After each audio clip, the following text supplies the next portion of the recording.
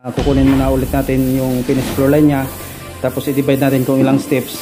So meron na tayong 19.3 na steps yan, tapos lalagay tayo ng tansi. So wag nating isunod-sunod yung paglalagay. Tapos pagkagaling dyan sa landing na yan, maglagay ulit tayo ng tiles dun sa pangalawang landing, tapos lalagyan natin ulit nung guide na tansi. Tapos galing dyan sa landing na yan papunta dun sa second floor, maglalagay ulit tayo ng tansi para pare-parehas yung magiging siwang nung railings natin dyan sa ilalim, para maging pare-parehas din yung riser natin. Ayan, so huwag kalimutan nating gumamit ng eskwala tsaka isalibil yung bawat step para hindi mahirap kapag naglagay na ng railing. Palang araw pong muli sa inyo, welcome back ulit sa ating site. So for today's vlog, ang isi-share natin sa inyo yung pagtatiles ng hagdan. Yan, kung paano natin ito ginawa, yung parang kahoy siya. Kapag napinis, kinantumisan natin yung bawat kanto. Ayan siya. Ayan. So parang wood planks na rin siya kapag natapos na. Ayan, yan po yung isi-share natin sa inyo kung paano natin ginawa yan. So samahan niyo po kami pagkatapos nito. Pangabuhi TV halika, panoorin ang aming buhay, tara sumama.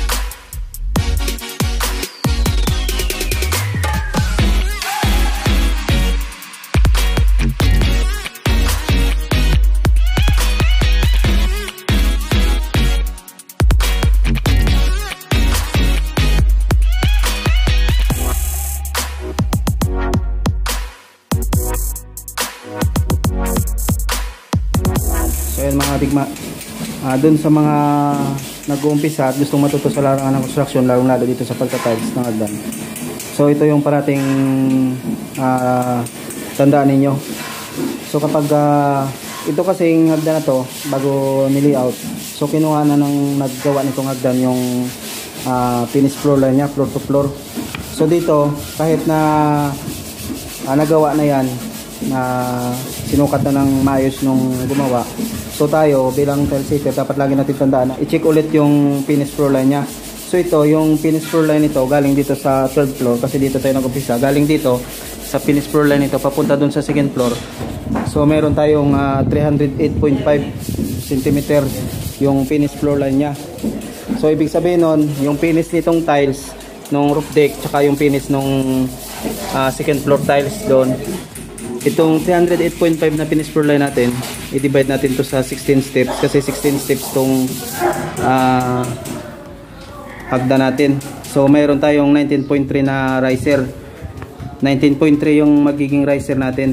So kung mapapansin niyo, ang una natin ginawa, so pag nakuha na natin yung magiging riser nya, naglagay tayo dito ng tiles na una dito para magkapaglagay tayo ng tansi. Tapos nilagyan din natin ng tiles ito dito sa landing nya. Yan, ito kung mapapansin niyo, para dito natin itali yung tansi na to. Ito yung magiging guide natin. Kaya tayo naglagay ng tansi para ma-check natin na pare-parehas yung magiging riser nya, bawat step na yan. Tapos ma-determine natin kung gaano kakapal yung magiging mortar nya. Kasi kung mapapansin niyo, yung steps natin magkakaroon ng nosing yan dyan. So kailangan na pare-parehas siya. So ayan, kaya kung mapapansin niyo, kapag sinunod natin itong buhos nitong hagdan, so kapag naglagay tayo ng railings dito, hindi magiging parehas yung magiging gap nitong bakal sa ilalim. Kasi kung tingnan niyo ito, kailangan pa natin mag-plastering ulit dito kasi napakalaki pang siwang niya, halos 1 inches pa. Ayan, so mabante yung, ayan yung kalamitan na nagiging problema, yung kunting diferensya lang. So habang tumatagal yan, habang pababa o paakyat yung hagdan, lumalaki ng lumalaki. So ito, malaki na rito. Ayan, yung nosing natin, may pasobra tayo dito na 3 cm. Ito galing sa kanto para buhay, parang buhay yung magiging profile ng tiles natin para magmukhang kahoy talaga siya. So kung mapapansin niyo, may mga markings tayo rito. Ayan. Bawat step yan, meron tayong markings. Yung markings na yan, yan yung magiging guide natin para kukunin natin itong eskwela. Ayan, kasi ina-eskwelahan natin ito. Ayan, para nasa eskwelado yung pasok nung pinakapasya niya rito, yung nosing niya. Ayan, meron din dito. Ayan, yan yung magiging guide natin. So sinukatan natin yan. Ayan, kung makikita ninyo.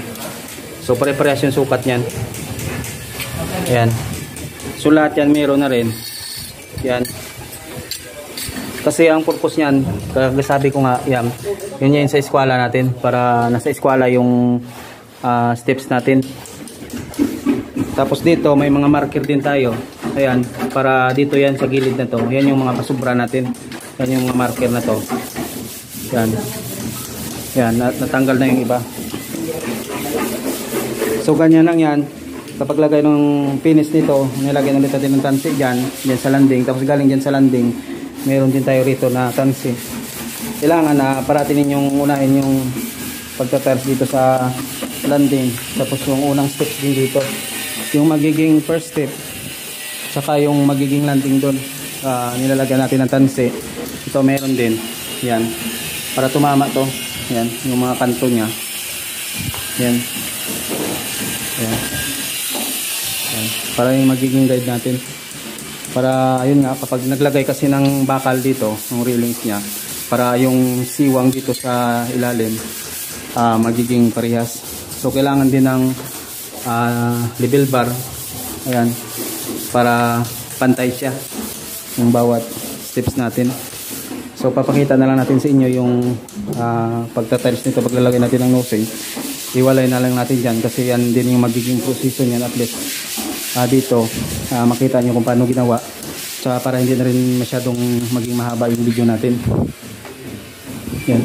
Meron kasi tayong ginawang video dun sa Tagaytay tayo, so pagta-tiles naman nun na masyadong maingay, so marami yung nagre-request na magawa tayo ng ibang video na hindi masyadong maingay. So nung time kasi na yon, nung ginagawa natin yung video, baguhan pa lang tayo, so hindi natin na naisip na malaki palang impact yun sa ginagawa nating video, yung ingay na naririnig.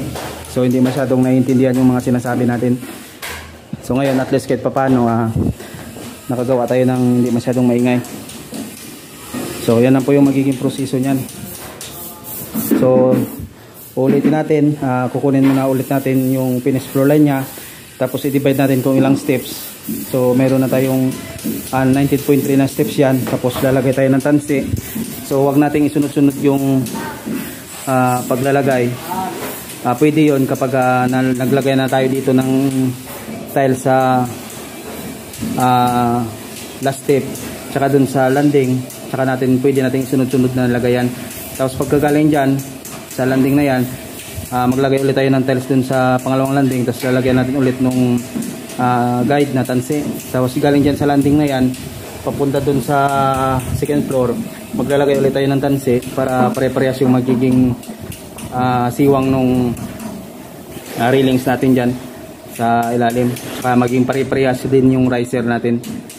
Ayan, so huwag kalimutan nating gumamit ng eskwala, tsaka isa-level yung bawat step para hindi mahirap kapag naglagay na ng railings. So yan, papakita na lang natin sa inyo yung paggawa nitong paglalagay natin ng mga pasya, tsaka ipapakita natin sa inyo yung finish nito.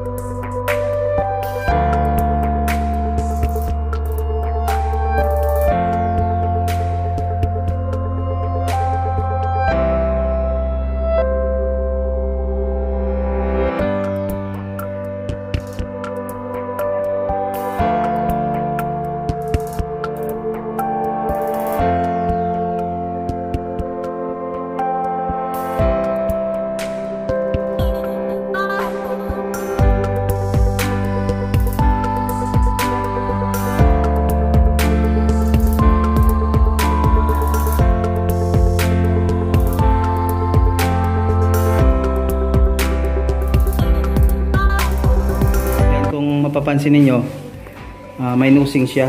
Ayan. Yung finish nung tiles natin dito sa hagdan, parang kahoy na rin siya na tinapal.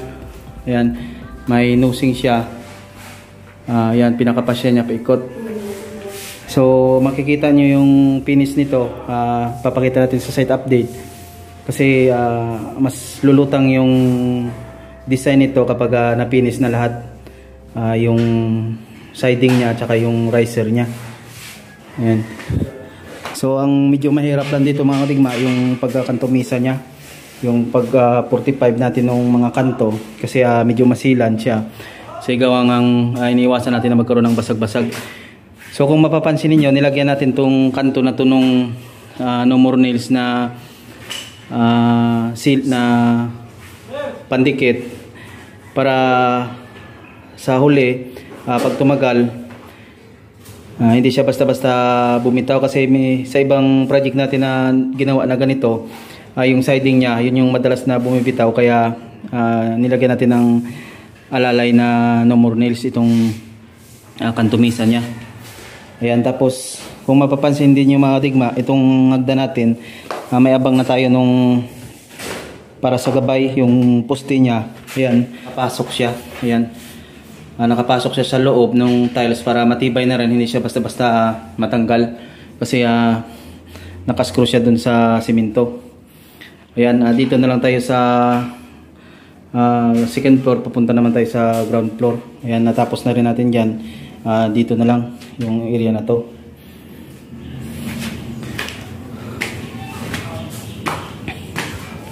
Pare-parehas naman yung nagiging riser nito kasi nilagyan natin ng tansi pakyat. Ayan siya. So yung finish niya parang kahoy talaga. Yun nga lang ang pagkaibahan, tiles siya. So iwas anay na rin ito kasi yun nga tiles. Pakitanggal nga nito nung tungkuan. Ayan. So naglalagay na kami nung poste nung hagdan natin yung gabay. So may video din tayo na gagawin dito sa paggawa nitong gabay. Yung gamit natin ay 1x2 na tubular tsaka flat bar. So papakita na lang natin sa inyo sa ibang video yung paggawa nitong railings nung hagdan natin. So yung mga kadigma, natapos na natin gawin tong tiles natin na kinabit natin dito sa steps ng hagdan natin. So yan, parang wood planks yung concept nya. Ayan siya.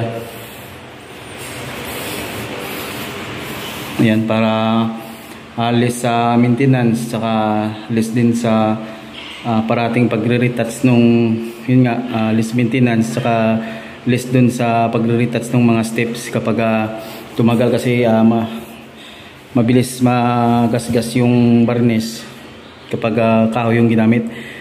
So yan, tiles at least kahit pa paano matagal siya mapalitan. Ayan. So tapusin natin itong video. Doon po sa mga gustong magpagawa ng mga dream house, may naiambag po kami sa inyo sa paggawa nitong steps natin ng hagdan. So bago tayo maghiwalay, magpapasalamat muna tayo sa ating mga silent viewers ulit, saka sa ating mga subscribers na walang sawang sumusuporta. Maraming salamat po sa inyo, lalong lalo na doon sa mga silent viewers natin. So sa muli po, maraming salamat po ulit. Mabuhay po kayo at God bless you po sa inyong lahat.